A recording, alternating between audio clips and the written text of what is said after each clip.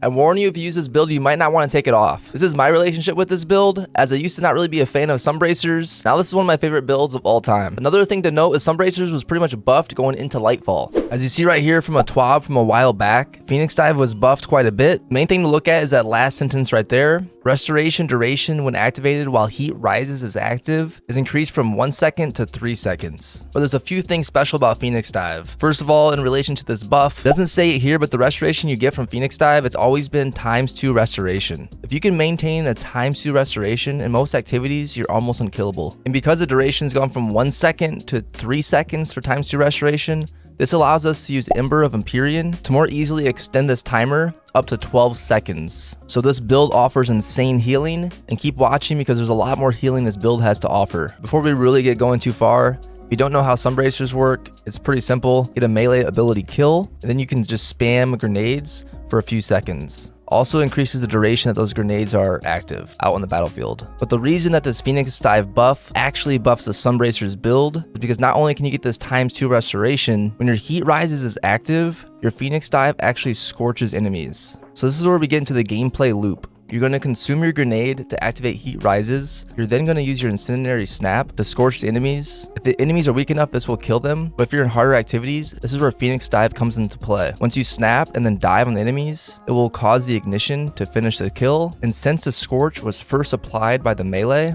the ignition detonation counts as a melee, therefore proccing Sunbracers. One of the downsides of Sunbracers, and why I personally didn't like to use it a lot, is the inconsistency, how often you wouldn't get the melee kills. But when you understand this, it makes this build insane. So once they ignite, it's going to proc both your Sunbracers and Ember of Empyrean to extend that ×2 restoration up to 12 seconds. So let's get into the rest of the fragments, also weapons and mods that will make this build even better. So for our 4 fragments, first, of course, we have Ember of Empyrean. As I mentioned this previously, any solar weapon or ability final blows extend the duration of restoration and radiant. The next fragment that's crucial, Ember of Ashes. When I was first testing this build, I made the mistake and didn't have this fragment on. So learn from my mistakes and put this on. It makes the build way more consistent, allows you to cause those ignitions way more easily. Putting this fragment on was key to turning my dislike for Sunbracers to absolutely loving them. Then we're going to use Searing to get our melee energy back when we defeat those scorch targets. Our melee scorches, our Phoenix Dive scorches,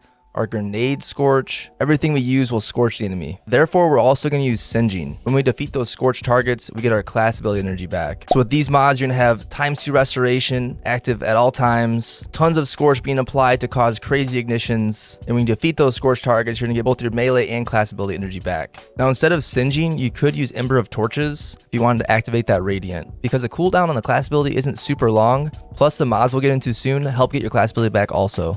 For our aspects, before I mentioned you need to consume your grenade for heat rises. So of course, we're going to have heat rises. The important thing about heat rises is that while we're in the air, all of our kills will give us melee energy back. So this is huge for this build, as this build's really all about your melee and getting those melee kills to proc the exotic perk on Sunbracers to be able to spam those unlimited nades. It doesn't say it for heat rises, but when you consume that grenade, you do get a big chunk of healing back. So not only do we have the ×2 restoration, but we do have the healing just by consuming the grenade. So when you have heat rises active, when you dive, it's going to scorch those enemies. But on top of that, it's actually going to cure you. So it's going to give you a big chunk of healing.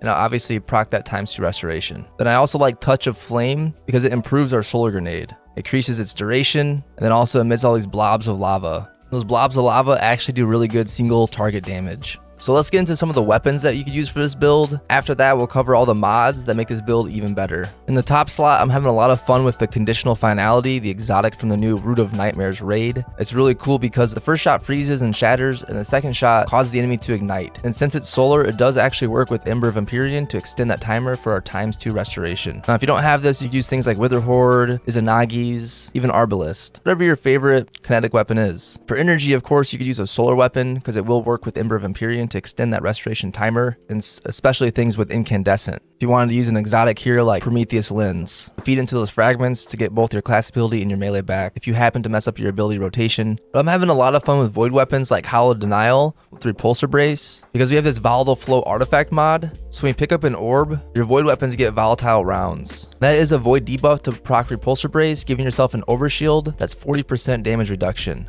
So not only do you have ×2 restoration, but you have constant overshields. Another favorite weapon that I use for this is the Commemoration from Deepstone Crypt. with Repulsor Brace. I basically use that machine gun like a primary weapon because we have this artifact mod also, Bricks from Beyond. When you defeat a powerful combatant with a void weapon, there's a chance that you're going to generate heavy ammo for you and your teammates. But if you notice, I have 2 special weapons. There's a weird interaction when you have 2 special weapons. You actually drop tons of extra heavy ammo. Another reason that I can use the commemoration pretty much like a primary weapon. If you don't have Hollow Denial, as this was available last expansion in one of the previous seasons, the Duality Dungeon does have this Unforgiven SMG with Repulsor Brace as well. However, the King's Fall Raid has a Duma Chalchis scout rifle that also can come with Repulsor Brace. This thing is craftable if you get all 5 patterns. Valley's X also has Repulsor Brace, along with his Void Shotgun from the new Root of Nightmares raid. Regnant also has Repulsor Brace, but along with destabilizing rounds. If you check the website called light.gg, you can look at any weapon in the game and what perks it has. So if you see Repulsor Brace, along with destabilizing rounds, this weapon is craftable. The only way to get this is if you own the Season Pass. So even for next season when the artifact goes away, we'll still be able to proc Repulsor Brace on a solar subclass or any subclass that's not void. With destabilizing rounds, once you kill an enemy, everyone nearby will become volatile, therefore getting that debuff to proc that Repulsor Brace. Again, my favorite's the commemoration from Deepstone Crypt. Machine gun's in a really good place right now, and I see myself actually using this in things like Grandmaster Nightfalls.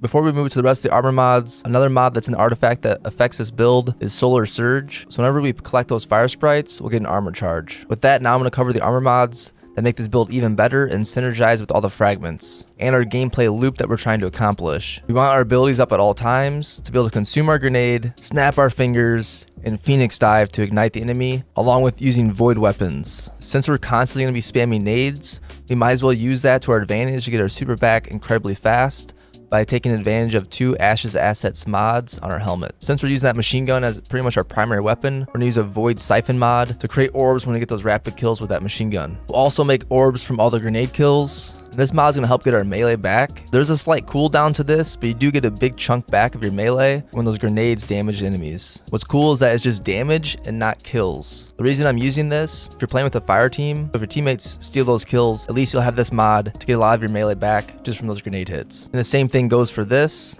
You're using this to get your class ability back. Even though we have the fragment to do that, I think this mod is crucial and one that you really should consider having, because since our gameplay loop pretty much starts with our Incendiary Snap and then our Phoenix Dive, we're consuming that Phoenix Dive right away. So having this mod along with that fragment will help get our Phoenix Dive back incredibly fast, allowing us to use it for healing. So as we're chucking our grenades, if we happen to get cracked by the enemy, we'll still have our Phoenix Dive back to use it for its healing purposes, to get that cure and also reproc that ×2 restoration. You can use whatever resist mods you're feeling. Really consider what kind of damage the enemy is dealing or the threat of the encounter. If you're doing the exotic mission, there's a lot of void being shot at you by the wyverns and the final boss. So you really could double up 2 of these void resistant mods. The leg mods, you can really do what you want. I have Innervation to get my grenade back. This just allows me to top off my grenade if it's not up, to reproc Heat Rises if it happens to run out before engagements. Even though this build has tons of healing, I really like Recuperation, as you get a huge chunk of health back when you pick up those orbs. And we're using 1 stack of Void Weapon Surge to give ourselves 10% extra damage with our Void Weapons. So you could double this up if you would prefer. The class item, we get that Time Dilation to extend the timer of our Void Weapon Surge, and we're using 2 Outreach mods. That way once we Phoenix Dive, we'll get a big chunk of our melee back instantly. So this build offers tons of healing. When you consume your grenade for Heat Rises, you get a big chunk of healing. When you have that Heat Rises active, when you dive, you get cured and activate ×2 restoration. If for whatever reason those abilities are not up, you pick up those orbs, you will get a chunk of healing from this to then proc that Volatile Flow to get volatile rounds, to proc your Repulsor Brace to get that overshield. So this build has tons of different ways to survive. So when Grandmaster Nightfalls come out and the week is a Solar Surge, I'm definitely going to try this build out and see what I think about it in things like Grandmaster Nightfalls. I really enjoyed using this build on the legendary exotic mission. It was perfect for it with all the different ways to be healed and all the ad clearing possibilities. Not only that, it's just a lot of fun. I also really enjoyed it on the first 2 encounters with the Root of Nightmares raid. With the last 2 encounters, I'm always switching back to Starfire, of course. But if Starfire ever gets nerfed, it's definitely good to have this build saved into your loadouts. I will have the dim link in the description below. Also down there is my Twitch link if you ever wanted to come hang out when I'm live, ask me any questions, and see me test out these builds. So thank you so much for watching. And if you're a newer player still trying to level up, this video right here will give you a breakdown of how to level up in Destiny 2.